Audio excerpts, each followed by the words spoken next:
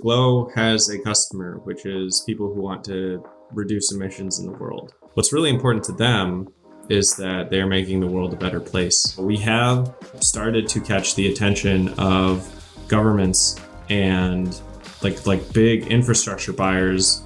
If Glow continues to be successful and continues to deliver on its stated mission of pushing out tons of infrastructure, it seems quite plausible to me that there will be government buyers in the near future. Let's jump right into it. And I want to start maybe from a very high level in terms of if your taxi driver or your grandmother or someone that wasn't very familiar with crypto asked you what Glow is doing and why it's important, how would you describe kind of the company and the mission to them? Yeah, so I think I would start by saying that Glow is, it's like a private subsidy program. It takes dollars or donations and it uses them to build solar. And then as those solar farms produce electricity revenue, it uses that electricity revenue to construct even more solar. So it's a project that's focused on bringing new solar into the world, and it's focused on the active use of capital that's given to it. You aren't going and buying carbon credits from something that already exists. You are actually building something new with your money. Gotcha. And then if that same person, say your taxi driver, was like, it sounds cool, how can I get involved, or how do I benefit from this? What would you say to them? Yeah, so I'd probably direct them to the Discord. We're working on different ways for the community to be more involved, and I think in the next couple months there'll be some initiatives that come forward. But today it's actually like a rather professionalized thing. If you're not a solar installer yourself, really the best you can do is donate. And if you go to glow.org, there's some buttons that'll let you donate. But most of the construction and financing and all that happens at the level of millions of dollars at this point. So yeah, mostly I just invite them to follow along. So, I mean, that kind of segues very well into my next question, which was, are you focused more on individual homeowners or commercial scale farms? Because I think I've seen both, on your Twitter, but it sounds like you're looking more at the large farms that cost, millions of dollars to construct. Yeah. So if you're familiar with the arc of Bitcoin mining, Bitcoin mining started with people just mining off of their CPUs. They would leave their desktops or laptops running. And then people figured out how to mine Bitcoin on GPUs. And then people started buying racks of GPUs, and it started to become not very profitable to mine Bitcoin at home. And then kind of the commercial people came in, they built a bunch of ASICs, they built data centers. And by around 2014, which is 3 years into Bitcoin being popular, the average consumer was just fully priced out of the Bitcoin mining game, and there was no way that they could do anything but lose money. And so a similar arc has happened for Glow. We understand DePIN and blockchain incentives better, so that the arc happened a lot faster, really over a course of 10 months. But it was the same thing at first. It was anyone with a rooftop could throw solar on, and then it very quickly narrowed down to actually, if you want to make money, you need to be in one of the dirty carbon states. So Kentucky, Florida, Arizona, and Utah. Utah being the main hub for a long time. And then after that, the protocol made the jump to industrial scale in India. And so now Glow is putting up industrial solar farms almost on a monthly basis in India, and that has basically eliminated the possibility of U.S. participation in the near future. And like I said, we have some initiatives coming. I think we'll be able to bring residential solar back to Glow, and they can live alongside India. But on the current protocol and current rule set, it's just industrial.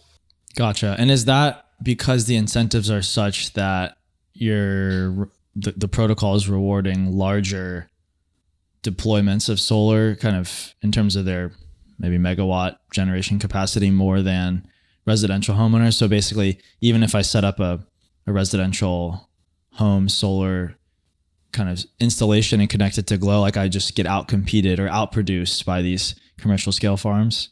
Yeah, it's a cost efficiency game. So when you're in India where labor is cheap, where there's lots of sunlight, and you're actually close to Asia, so shipping's not so bad.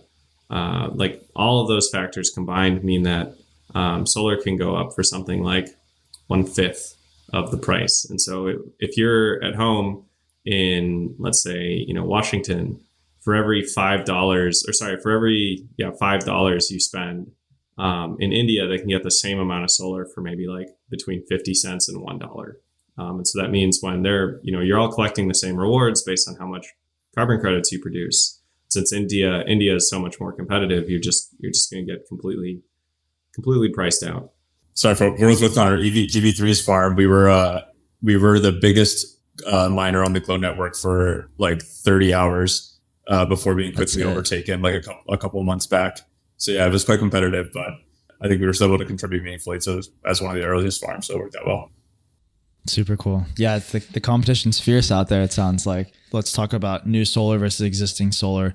Why the focus on only new solar builds? Like when I first heard of Glow, I immediately thought of my parents' home in Central Florida that has had solar for years. And I know we just talked about commercial scale as kind of the future for Glow, but I was kind of like, why can't their existing solar panels contribute to Glow? And obviously I think that's because you're talking about additionality and carbon credits, but if you could just maybe explain that for our audience, like why the focus on only new solar, and will you ever build a product for existing solar in the future, do you think? Yeah. So basically Glow has a customer, which is people who want to reduce emissions in the world. And so the end customer who is buying, whether it's like $5 a month, or if it's like a bigger entity, like say, a Microsoft or an Amazon, maybe they're buying, $5 million a month of carbon credits. What's really important to them is that they're making the world a better place. And so if you are giving incentives to solar that existed prior to your program existing, a lot of these carbon credit buyers are like, hey, wait, if my money is just going to something that already existed, like if I hadn't paid them, that thing would have existed nonetheless because it existed before I paid them. So Emma, is my money really making a difference when I give it to you? And I think that's a fair question. I don't think there's a good answer to that other than to say like, yeah, it kind of is a little bit scammy to do that. And so Glow feels pretty strongly that if you want to take the money and actually change the world, you have to go and do things. You can't reward things that are already done because they're in the history books already. So yeah, Glow feels very strongly that the right thing to do with essentially donor money is to go and build brand new solar farms. One change that I've had recently, we've been involved with Glow for a few months now at EV3. Originally I thought of it like a carbon credit network, and I think like that comes with a lot of bias for investors and just general operators in the space. Like carbon credits are not very good subsidies. I think most people would agree with. Glow is actually like much bigger than that, though. You're able to, it's sort of like arbitrary to what subsidies are coming in, and carbon credits are a very like liquid and known pool of subsidies today. But you can imagine a lot of other ones popping up over time. Curious, like how you manage this transition, or like how integral are carbon credits actually to the Glow story versus what you guys want to build longer term? Yeah, so I think carbon credits are like a really convenient shortcut, like as the protocol's kicking off. Just like, we're trying to change the world. And so when you say carbon credits, that comes with a little bit of baggage that helps people understand. But really what Glow is like it's a protocol to roll out a bunch of infrastructure. And so carbon credits are not like at, a national security level. There are a lot of countries that borrow power from or buy power from other countries, sometimes where across borders where international relationships are not great. And so you have these like dynamics where a country might be interested in rolling out a ton of solar within their borders that's entirely unrelated to climate. They just want energy independence. And so really, like, I think the right way to think about Glow is not as a carbon credit protocol, but as an infrastructure protocol. And carbon credits are one way to sell that infrastructure. But if people want infrastructure for other reasons, whether it's national security or like public health, and it doesn't even necessarily have to be solar. I think solar has some just like really convenient like facts around it that make the incentives a lot easier. But I think Glow, the model of like just throwing, I like to call it a big dumb pile of money, throwing a big dumb pile of money at an optimization problem and say whoever optimizes the best gets the most money. That's proven in the crypto industry time and time again to be an extremely effective strategy at getting lots of infrastructure built. And so, yeah, I definitely think that Glow, it's really, carbon credits are not the core piece of Glow. The core piece of Glow is rolling out infrastructure, and maybe more specifically solar. And again, that's just because solar has a lot of, as I mentioned, like convenient facts or convenient, just like patterns that make it very amenable to blockchain incentives. What are some of those? What about solar, I guess, makes it special in your mind to be a uniquely good fit for crypto? Yeah, so there are two big ones that if these things weren't true, would make Glow a lot more difficult. One is that pretty much all of this expense of setting up a solar farm happens right at the beginning. So once you have a solar farm built, it pretty much just sits there, and they tend not to break. And if they do break, the repairs are like, a couple $100 versus like $1 million to build a solar farm. So, or if it's a rooftop, maybe like $50,000 to build a solar farm. So like, if it is broken, you're not like trying to figure out who's going to fix it. Whoever's using the power is pretty much going to like be willing to pay to have it fixed the next day. And so because of that, we don't have to ask this question of like, who's going to maintain it? Who is incentivized to keep the solar running? Who's incentivized to maintain the project? Solar just like doesn't have maintenance costs, generally speaking, and whoever's benefiting from the electricity is like strongly motivated to go and fix a broken solar farm because it's cheap and it's fast, and then you get valuable electricity again. So that's one thing. And then the other thing that's like convenient is just from like a fraud perspective is that solar farms are like more expensive to move than they are to build from scratch. So if someone wanted to like try and convince the protocol that they had built a solar farm in Utah, and then they go and they take the panels and they move them to Colorado, it would actually be cheaper to just build a brand new solar farm in Colorado. So you don't have to worry about solar farms being like torn down for scrap or like moved around, or it's just really not an intelligent thing to do. Once the solar farm is built, even, and this applies also to countries where there's like not much rule of law. What if your solar farm gets nationalized? What if someone steals the land, or whatever? Even in these like countries where very messy things can happen, whoever takes control of the solar farm pretty much has like strong incentives to keep that thing running because it's free to operate and it produces lots of value. And so at least from a carbon credit perspective, Glow doesn't have to worry about like, what if it gets nationalized? What happens to it? If it gets nationalized, it'll still be there and it'll still be producing power. So those are like two really convenient things that if you're trying to incentivize, like say wind turbines, those things are not true.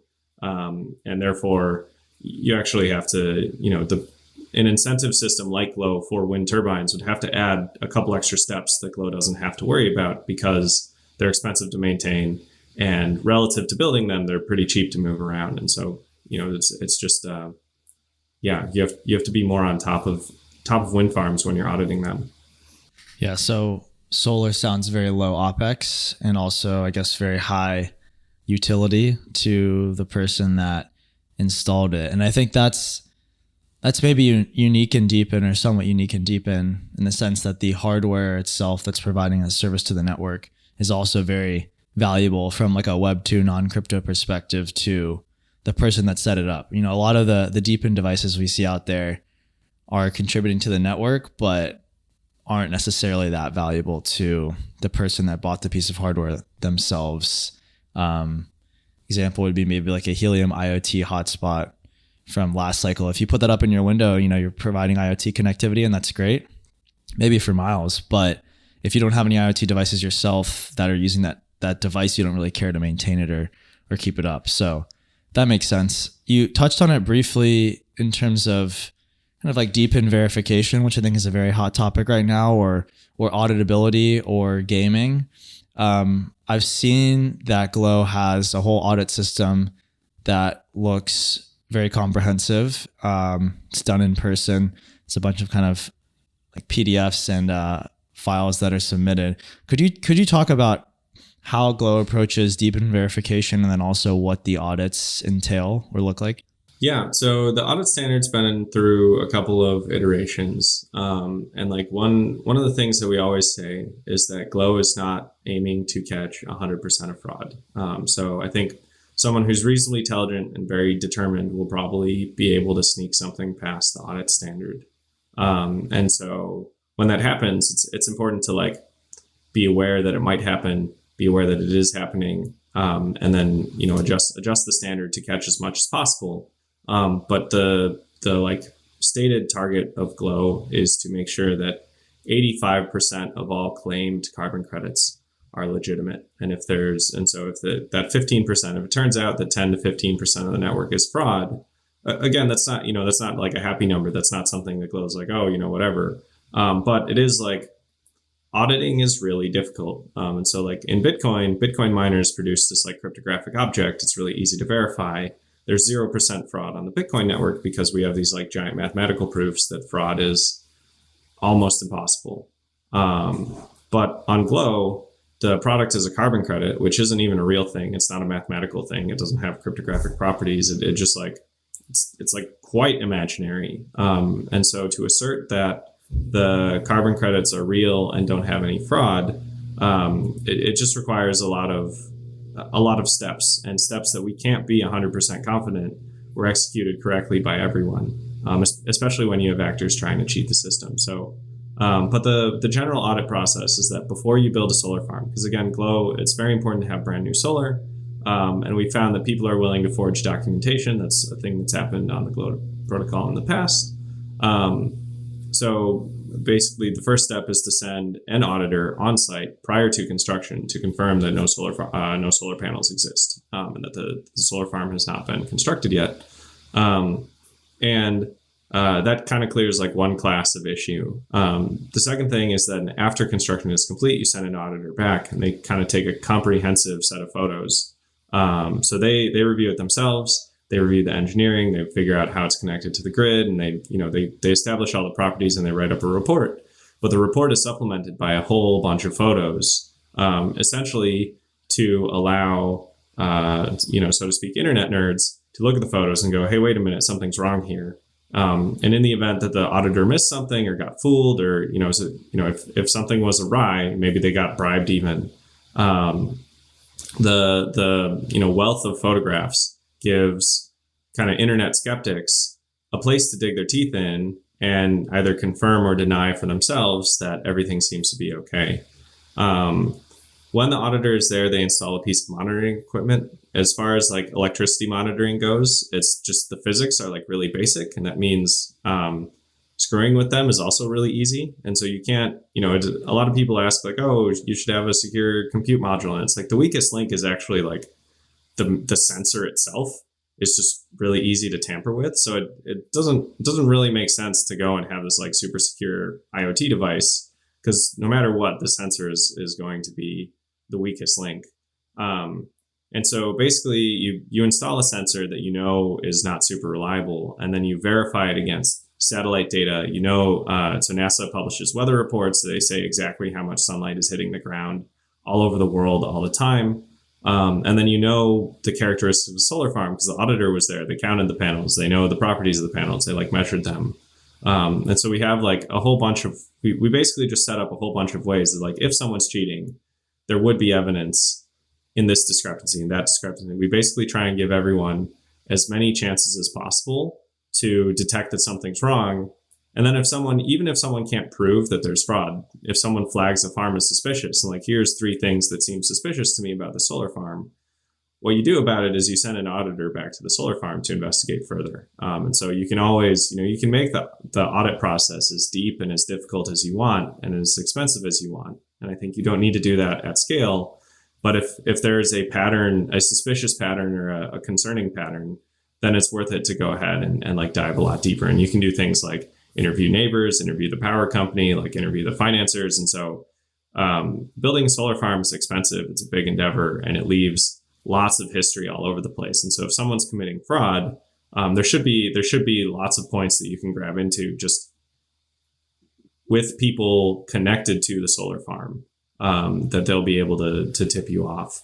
And then, so the other major part of the audit process is collecting documentation. And so when you're being audited, you need utility bills. The auditor will often talk to the utility company. They'll check like government websites for permits. And so there's kind of a chain of like establishing that the solar farm is real, that real people financed it, that the utility company knows about it, and like all these other steps. And so I think between all of these things, we kind of set up this web that's should be difficult, although admittedly not impossible for scammers or fraudsters to get through. If you could walk a little bit through for the community and other DePINs listening, like how are you going to scale the supply side? How do these USD payouts work, and what are the incentives for people who are coming and joining to do so quickly? Yeah, so Glow is what I call like a 3-stage flywheel. So like in Bitcoin, you have tokens, and tokens reward miners, and that's the end of the story. So it's like very simple and pure, and it can be simple and pure because miners just produced wasteful computations. They're not, a miner outside of Bitcoin has absolutely no value, and so your incentives are like super basic.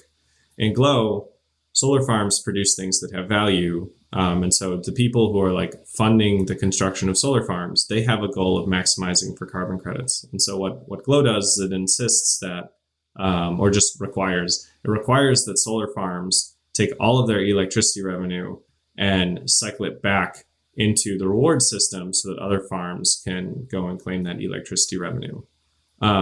So basically all of these, this $35,000 per week that's being paid out to solar farms is actually the electricity revenue of all of the solar farms. It's kind of all the solar farms pool their electricity into one big pile, and then they earn that electricity back based on how many carbon credits they produce. And that's one of the reasons why India has become so competitive, is because India can produce carbon credits cheaper than everyone else at a lower electricity price than everyone else. And so essentially they end up, owning everyone else's electricity revenue. And the reason that it's set up this way is because when you have this cycle, and you're like passing electricity revenue around based on carbon credit production, everyone is really focused on the question, how can I produce more carbon credits? Because the number of carbon credits you produce per dollar spent, like directly determines how much of your own electricity revenue you get back. And if you're really good at it, you get everyone else's electricity revenue too. And so that's been like a really, really unique incentive trick. And basically it's also this like really nice scaling. It has this really nice scaling effect because if you have a large amount of solar farms at one electricity price, and then you scale up 10x and you can hit a lower electricity price, all the electricity revenue produced by the earlier solar farms becomes incentive, or like almost like bait for this bigger solar farm to come in and eat it all. And the smaller solar farms are generally okay with this because they earned Glow tokens. And then when more bigger solar farms join the protocol, that pushes the price and value of Glow tokens up. And so it's almost like the smaller farms are happy when bigger farms show up and eat their lunch because it improves the stockpile. And then because of that, we also like encourage solar farms to hold on to their Glow tokens, because like probably just the way the protocol historically has grown, probably you're going to lose your USDC revenue. Like your electricity revenue is going to be eaten up by a bigger fish. And that's good for the price of Glow tokens. So as a hedge against this inevitability of being outcompeted, you should hang on to your Glow tokens and like ride the Glow wave. Yeah, that makes sense. And that's a good, I think, portrait of how the incentive system works and what contributors can expect, from the future. We can't end this interview without talking about the demand side. So I've seen a lot of very bullish, tweets and screenshots on Twitter from you and other folks in the community. And you guys are actually the number one DePIN by revenue on the DePIN Ninja tracker, sitting around $3 million of ARR. So how does it feel to be the king of DePIN demand right now? And just maybe if you could talk a bit about scaling to that amount of revenue. Yeah. So I think that the incentive system has felt really clean from the beginning. So I think I've been pretty confident that we would get to the top pretty quickly. And I also think that I'll wait to, so we're at around 3 and other protocols have spent time at 5. And so I wouldn't claim the title of king yet. I don't think you're the king until you just indisputably far ahead of everyone else, but give it maybe like until October 31st. And then maybe we'll be taking the title and sitting with it. But yeah, I think on the demand side, basically and I mentioned this a little bit earlier, Glow is a protocol that is really effective at producing large amounts of solar infrastructure. And the more that this flywheel spins and gets going, the more that it proves to everyone else that Glow can actually do this very well. And so we have started to catch the attention of governments and like big infrastructure buyers with, national goals that maybe exceed carbon credits. Sometimes they're carbon related, sometimes national security related. There are a handful of reasons. And that's not to say that Glow is selling carbon credits to government buyers yet, but it definitely has caught the attention of government buyers. And so I see a future where if Glow continues to be successful and continues to deliver on its like stated mission of pushing out tons of infrastructure, it seems quite plausible to me that there will be government buyers in the near future, essentially trying to drive infrastructure within their own borders, using Glow as the vehicle. Super exciting. Yeah, I mean, I would assume government buyers are probably some of the largest buyers of carbon credits, so that would be huge for the demand side. Worldwide, it's something like $1 trillion a year of carbon credits purchased by governments. And then infrastructure, I think the number is even bigger. So definitely like a exciting market to be in. For sure. And then just super quick before we have to wrap, how does that revenue, that roughly 3 million of ARR, how does that accrue to the token today or in the future if it doesn't yet? Yeah. So the 3 million in revenue, the current statistic, it's electricity revenue from solar farms. And so the protocol doesn't use that revenue specifically to like reward token holders. And so I think I would divide, like, you have revenue, which is like money coming in that a business can use to get things done. And so that's what we're measuring, is like USDC is coming in to go and incentivize or build new solar farms. And then when it talks about accruing value to token holders, that would be either earnings or profits. And so right now that's a little bit on the lighter side. But I think in the next couple of months, Glow has really like established the baseline to get the earnings up. And so, yeah, $3 million of revenue, that's USDC coming in, which the protocol can use to build more solar farms. And it's not the person who pays it is not guaranteed to get it back.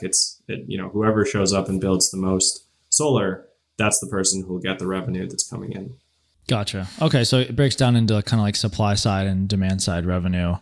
And I think that makes sense in terms of like solar farms joining the network. Where would you like to point people to get involved or to learn more, online, whether it's your socials or Glows or Discord website, whatever it is? Yeah. So x.com/David Vorick is my Twitter. And then probably the best place to learn about Glow is glow.org. So there are a whole bunch of links. And then from glow.org, you can find the Discord. And so if you want a community, you want to ask questions or just be involved and engaged, you should join the Discord. That's kind of where all the action happens on the community side. Awesome. Okay. Well, David, thank you very much for coming on. This was a great episode, and excited to get it out to the community for them to learn more about Glow and what you guys are up to. Absolutely. It was great to be here. Thanks for listening to the Proof of Coverage podcast. We post new episodes Mondays and Wednesdays, interviewing the best DePIN and crypto founders out there. If you like this episode, follow us on Twitter @CoverageProved and all other platforms, including YouTube and Spotify, @Proof of Coverage Podcast. Thank you.